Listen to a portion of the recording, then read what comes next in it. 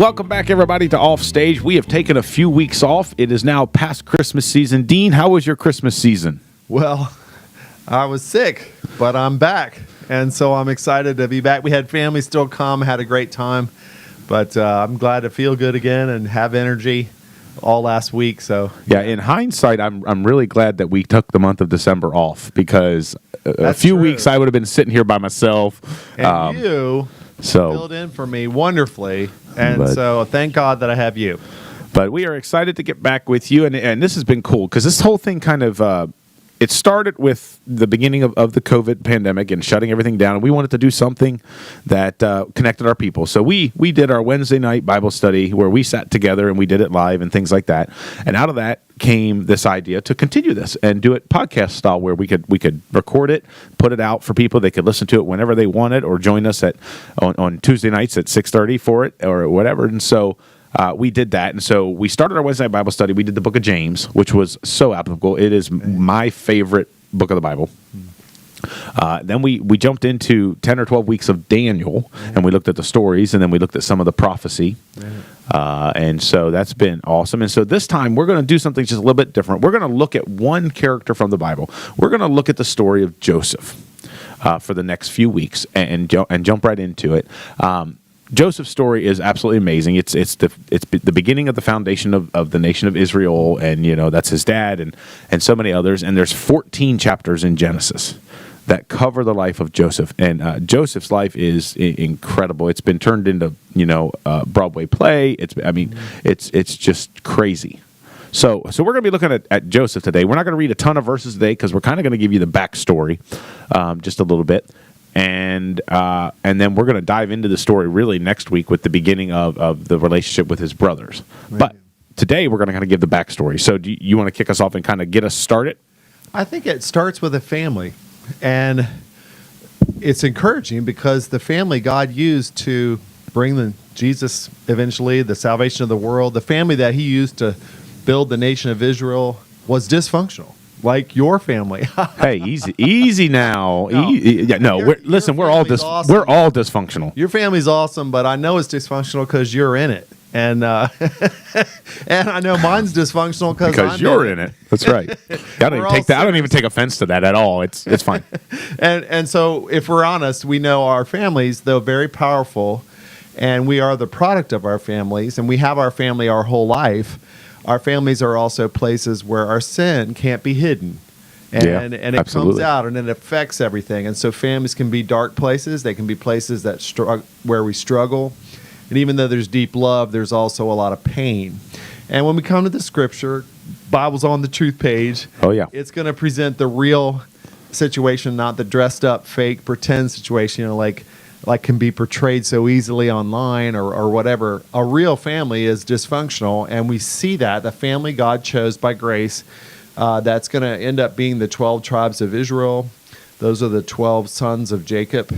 That family, as it starts out, is experiencing a lot of pain and sin and dysfunction. So, and it all goes back, a lot of it goes back to the father, to Jacob. Yeah. It goes back generations. And let's just stop and talk about this for a second, because I love the Bible because it does not give you the Instagram, social media version of people. That's exactly right.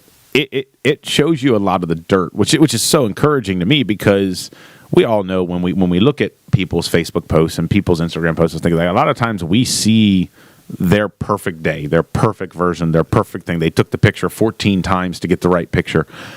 And then we compare that to our dirt.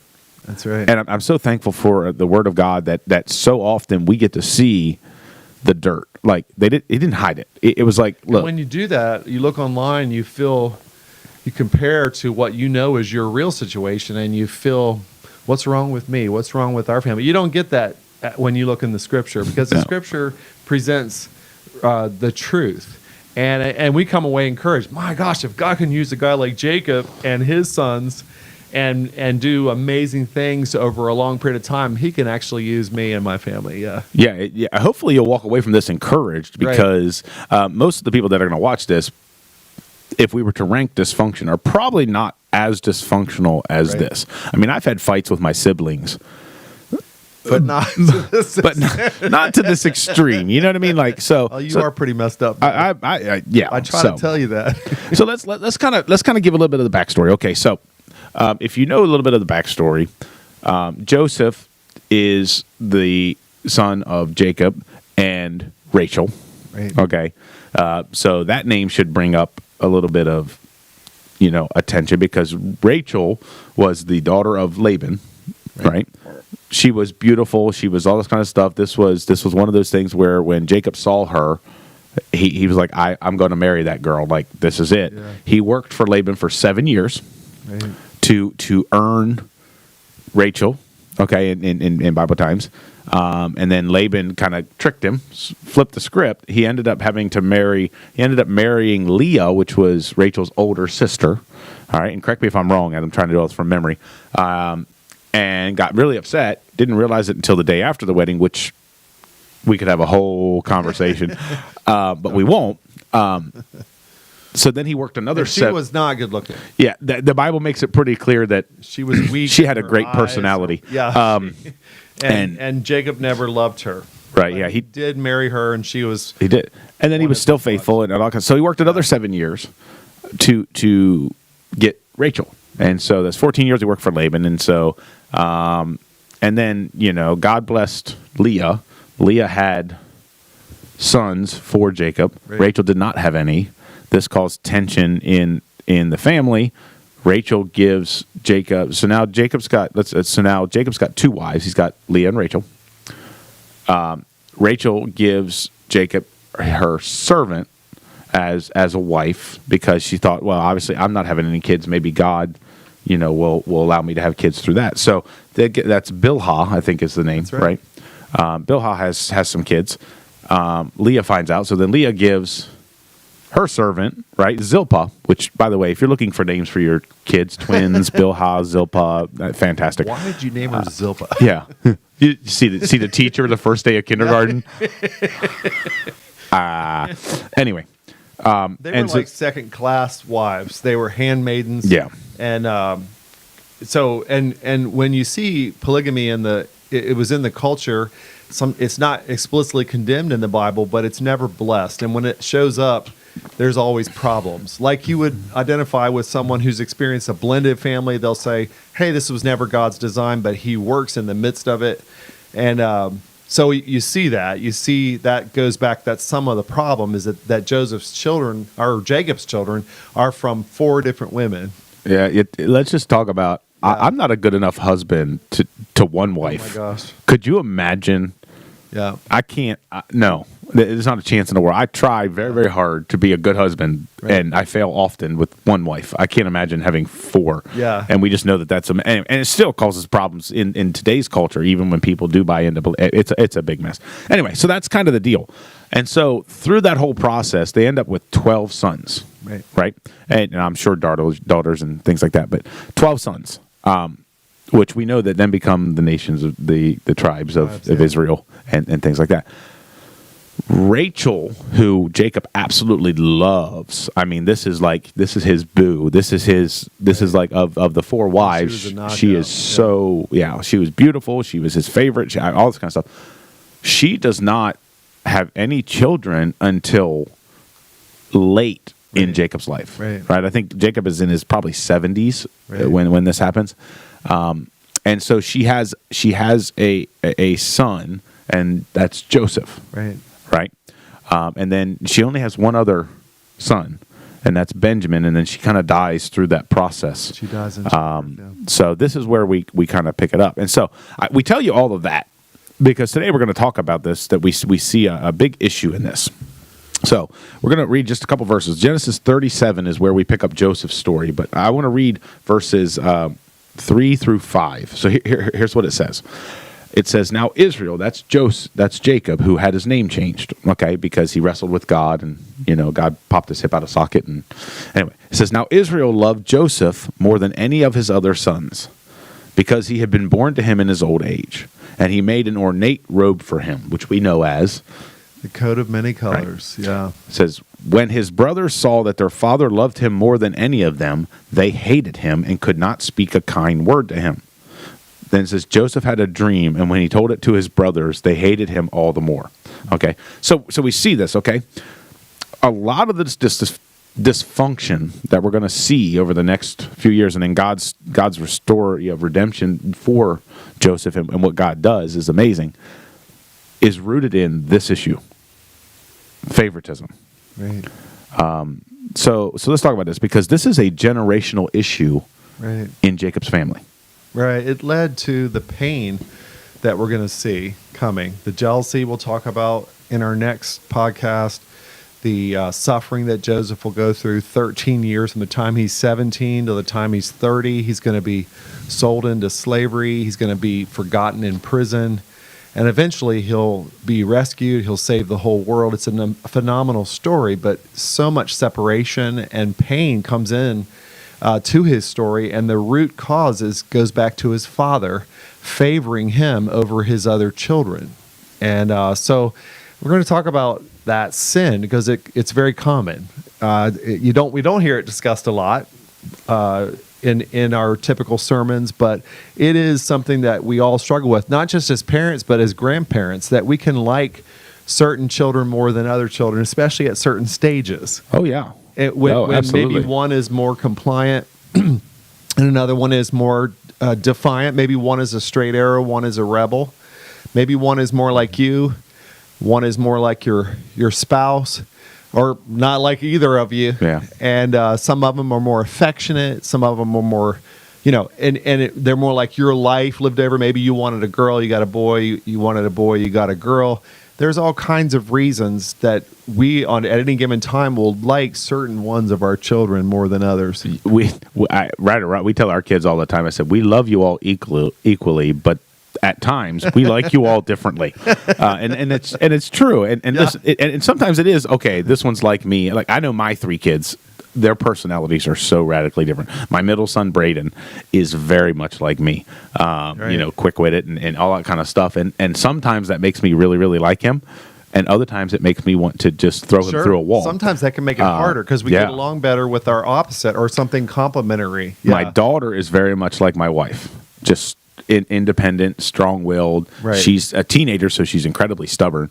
And then we've got Weston, who is less competitive, he is less whatever, but he's also more compassionate, and he's that kind of thing. So it's just, so they're a mix. They're a mix, and it's amazing how that plays out. But we joke in our house that we say Weston's the favorite because and we hope that our kids know, and we make sure we tell them, listen, we're not really playing favorites, and we try to balance. And when we see Jacob, we see strong reasons why he favored Joseph, because Joseph represented the love of his life. Yeah. And he didn't have her very long. He eventually lost her soon after when Benjamin's born. He doesn't have any reminders of his love other than when he looks at Joseph and Benjamin. So it's hard for him because he never wanted Leah. So it would be easy for him not to want her children that remind him of how he was tricked by Laban and how, all that frustration, and it would have been easy for him, but they're his kids, and he's very powerful to them as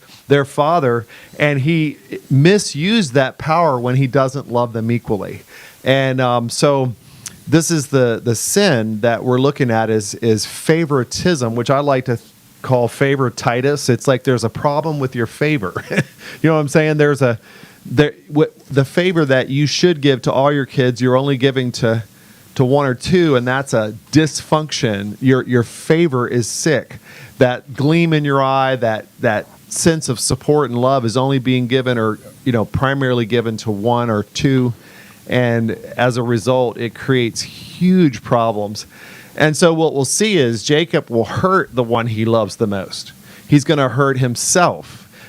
He's going to hurt the whole family. He's going to ruin Joseph's relationships with his siblings, which are very powerful potential relationships. He's going to also hurt his own. He's going to separate himself from Joseph and hurt. So favoritism is a serious sin, and we can't allow ourselves. We have to first admit that we have a favorite at any given time. Yeah. I like this one the best right now. And then we can't act on that. But favoritism, as we see it in Jacob, it's understandable. I think, like you were saying, it goes deep into his past. Yeah, because absolutely. His mother favored him. Yeah. If you go back, this like I said, I was going to talk about just kind of this generational thing. So the generations, you have Joseph, who is favored by his dad, and we know that, and you do tend to favor kids in a moment in each time, but acting upon it is where it gets. Right. You have to balance that and be mindful. Right. And then you got Jacob, who became Israel, and we know that whole story, and him and his brother Jacob and Esau, Right. and all that kind of stuff. So check us out. You go back, Genesis 25. Let me make sure I'm reading the right verses. Genesis 25, 27. Here's what it says. The boys grew up, and Esau became a skillful hunter, a man of the open country, while Jacob was content to stay at home among the tents. Isaac, who had a taste for wild game, loved Esau, but Rebekah loved Jacob. So this is Joseph's grandparents, right? This is right. It's crazy. Isaac, right? And Isaac had his own family issues. I mean, his dad tried to kill him, like on an altar, because God told him to. So this was one of those things. And he had issues with Ishmael and all that kind of stuff. So we see generationally, Isaac loved Esau because of the kind of man he was. He was a rough and tumble hunter, and Jacob was a little bit more domesticated. He was the homebody. He was the kid that would cuddle up with you on the couch and that kind of stuff. And Rebekah loved that, right? And so it's interesting. We see that, and instead of learning from it, and reacting to it, and reacting to it and correcting it, Jacob takes it even probably to an extreme. Now, obviously, I can't imagine a relationship with my father-in-law where he tricks me. I mean, there was tension there, and so poor Leah really didn't have a fighting chance. I mean, but I think he was blind. I think Jacob, and this represents a category of things we're blind to because we always saw that. I saw that growing up, and I didn't even realize it. Some of the things we see, we react to, but there are other things that we just sort of inherit, and we keep doing it in our family, and it's not good. It's like, right? I mean, it's just, I'm still doing what my father did. Yeah. That is not his righteousness, it's his sin. And it's having a big effect. So Jacob was probably blind to this because he saw favoritism his whole life from parents. Yeah, and favoritism is a huge deal. I mean, James talks about it in James 2. In Romans 2, verse 11, it says, "For God does not show favoritism." And we go back to it, and a lot of times favoritism is rooted in what they do for us. Like, you might have a favorite kid because they bring you the most joy. Maybe you're living vicariously through them. And it's something I have to be careful with because I have two kids that are very, very exceptional athletes. And so if I'm not careful, I can allow myself to try to live vicariously through their accomplishments and through what they do and all this kind of stuff. And I get to coach one and spend a lot of time with my daughter, on the softball field. But it's what they can do for us, what they can bring us, and what they can do. And I'm constantly reminding my kids that it's a testimony, and it's often I will get very upset with my kids, but 9 times out of 10 it's not because of their accomplishments, it's because of their attitude and the things like that. But it's an interesting thing that favoritism continues, and we saw it in the beginning of the Christian church, which is why James had to talk about it. He said, "Hey, listen, if you're favoring one over the other," and they were favoring wealthy over poor. Right. It wasn't family, and we see this in here. And so he gives them this coat of many colors to Joseph, and then that just makes his brothers hate him more. And I don't think Jacob, like you said, ever thought, "Oh, if I give him this coat, it's going to damage this relationship with his siblings." He was just carried away with his love. He was just loving him. He just loved Joseph. He could have bought 12 coats of many colors, and that would have solved it. Yeah. Right? And that kind of thing. And it would have been okay if you gave them all a coat. I mean, it's okay if you love all your kids, and they're all your favorite. Then you can love the one that really is your favorite. But if you don't love them all the same, then you are not free. We are not free to love the one that's our favorite until we love them all the same. Yeah, looking back in some of the notes that you gave me beforehand, it said we can only delight in one of our children as much as we delight in all of them. Right.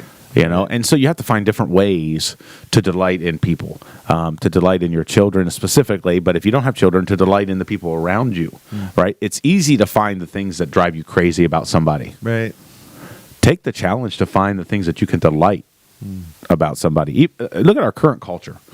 If people would take time to just find the common ground. It's a great word. There would be a little bit more peace. Yeah. There'd be a little bit more and less animosity and less hate and less, "Oh, well, you're wearing the coat of many color." I mean, listen, let's take this and understand. While different people can do different things for us, and that's going to lend ourselves to be favorites, and there are certain people we can clash with and certain people we get along with, Right. we can always find common ground. And when we are at the point where we recognize that we're being favorited, if that's a word, favorited, whatever, recognize it, Right. and address it. Joseph could have fixed this. Yeah, one of the results of being favored is you're spoiled and you lose proportion. I think when he shared his dreams unwisely with his brothers, he didn't realize, because I think he's a little bit of a prima donna because his father doted on him and left a son that was out of proportion. He's only 17. And so he goes, and these were real dreams. They turned out to be true. They come true. I know a lot of 17-year-olds, and they're all pretty much. Yeah, they're kind of they have a Messiah complex, and that was fed by his father doting on him. And his brothers are the reality check. They're like, are you serious? You're going to share that with us after you're already the spoiled child? And it only accelerates the problem. But I think this is just more of the symptoms. If you favor your child, then you're going to spoil them. Then they're not going to be proportional about their own identity. They're going to enter a world that's going to think, what is your problem? You think the whole world revolves around you? Yeah, they do. My dad, the whole world revolved around me. Do you think Joseph, and I did not have this planned, so I'm just going to cut off the cuff. Do you think Joseph thought that that's the way Jacob treated all of them? I don't think he even would realize. It sounds like he's not even sensitive. He's not even, doesn't even have a clue. I'm wearing a coat. Like he didn't walk out. Not. And again, a coat of many colors today, we all go, no, I'd like a plain black coat. That'd be great. But a coat of many colors was a huge sign of wealth, and to get colors back then, it was very difficult. And so, very obvious. And then he just walks out into the field with this special coat on, and is like, "Hey, fellas, check it out! Look at my coat! Hey, hi, what up?" I don't think he was clueless. Right. I think his dad has put him in a bubble. His dad's put him in a bubble. That's a great way to say it. And it's like, and the world is not that bubble. So let's take it, if Jacob had treated him equally, even though he loved him so much, and he thought, man, you remind me of Rachel, I just love you so much, but I want you to have a good relationship with your siblings, and I want you to succeed in the world, so I don't want you to think that you're any better than you actually are. So now he's just one of the 12. Then he would have had a more proportional identity, you know, and he would have entered the world as a more humble person. But his dad warped him through his favoritism. It warped his own self-image. And let me tell you, if you've never read the whole story, take time to read Genesis 37 through 50, so that when we come back next week, you'll have a better understanding of it. Because we see Joseph do the same thing to Benjamin. Right. In Genesis 43. He gives Benjamin, when they're having dinner together, he gives Benjamin 5 times the amount of everything, which is his actual blood brother. It's that continuing. It's a perpetuation of it, of favoritism. And then you wonder if Benjamin sat there at the table and was like, why is my plate bigger than everybody else's? I don't know. It's a perpetuation of these things. And so we see it. It didn't start with Jacob. It didn't start with Joseph, but it started back with Rebecca and Isaac, and so there's so many things we see that, and you go, all of these things are crazy, but favoritism can really wreck. It can wreck a family first and foremost. It can wreck a church. And we can allow people with money to come in and treat them differently, and we can allow people without money to come in and we treat them differently, and that's what James is talking about. Favoritism can wreck a workplace. I know I'm your favorite, so it's not. No, I'm kidding. But you have to do that as a boss, as an employee. You have to make sure that all those that you're working with feel equal, and some of them you. And the other point is, because it's obvious, the coat of many colors is a great example. That was so rank, so obvious, but it was already true before he got the coat. It was already obvious, and I'll just say, if we don't watch out for this, everybody knew it. Everybody will know it. They can tell the gleam in her eye, the special look of enjoyment, and then the irritation, the frustration with the other children. That would have been already obvious before he even gave him the coat. You know what I mean? The coat being such an obvious. So that's where we have to be careful. It's like, if you have a favorite and you're not careful to love everyone equally, everybody will know that. They can see that special look, that special attention. You really have to be careful. Otherwise, this will be the default mode. Yeah, absolutely. And so it's kind of the introduction. I know we're talking about favoritism a lot, but I would encourage every one of us, be careful. Listen, favoritism in your workplace, in your church, in your home, in your family can wreak havoc on everything. And we see that being the beginning of the demise of Joseph's relationship with his family. Now, right. God restores it later on and does amazing things, but the brothers are worried for the rest of their lives that this is going to come back and haunt them. So, and part of that comes back to you have a father or a mother, obviously, has something very powerful to give. So we'll do this. A lot of people will do this when it comes to the inheritance that we leave our children. We're going to be very careful to give our money equally because we know that would cause a lot of problems if we left more money to one child than another. But we're not as careful when it comes to time, energy, affection, the smile, the love, the encouragement that we give. Do you find yourself a lot of times smiling at one child and frowning at another? Do you find yourself encouraging one child and being constantly correcting another one? You have to own your part of that dysfunction and say, hey, regardless of my children, how compliant they are, how spiritual they are at any given time, I must give the power of my blessing equally to all my children, unconditionally to all my children. And that's a tough thing. That's a tough thing at any given stage. But we have the ultimate example. Right. In Jesus. Right. Jesus doesn't love people who are good people any more than he loves people who are bad people. That's right. And the playing field was level at the foot of the cross. Right. And so if you're struggling with that in your family, and we all will, I mean, I'm in the throes of it right now, and I can I catch myself often like, oh, I gotta recorrect. Right. You know? And so remember that Jesus doesn't play favorites. God doesn't play favorites. And in turn, that makes us all feel like we are his favorite. Right. And I think that's such an amazing thing. Yeah. Anything else you want to share? I think that I look in my family, and that's what we would say. We said that at my dad's memorial service. I'm one of 5 children. So are you. I am We're one of both 5. The middle child. We both have which 2 explains older a lot. sisters, a younger sister and a younger brother, and we both have a sister named Sherry. It's crazy, right? It's weird. So we know what it's like to relate with siblings and have parents and that whole dynamic. But all my siblings, when we honored my dad at his memorial service, we all, on this subject, we all said he made us all feel like we were his favorite. And so I had all those reasons because I went into his vocation and he loves sports, I love sports. So for those reasons, I could be seen as a fair, no tension with my siblings because he found something with each one of them to camp on, and he poured his love into each one. So we all kind of felt guilty that we were probably the favorite.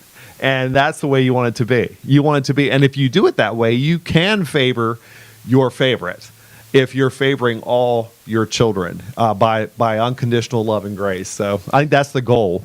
That's awesome. Yeah. Yeah. That's amazing. We all have different relationships with our kids, with our families, with people. So just continue striving and understand if you fail in a moment, you get to get right back up and get right back on the horse and continue to do it over and over again. And the grace is the coolest thing in the world. Is just remember this family with all of these failures ends up becoming the 12 tribes, the nation of Israel, through whom comes the Messiah, Jesus, and the salvation for the entire world comes through this dysfunctional family, and God can in the same way work in our dysfunction. So there's hope for us. There's hope. That's what you need to see.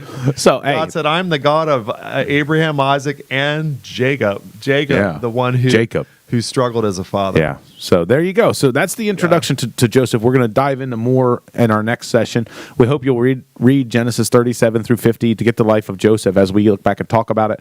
And join us again next week for Offstage. Thank you for joining us. Continue to go out and be the message. You guys have a great week. We'll see you next week. Great to be back with you.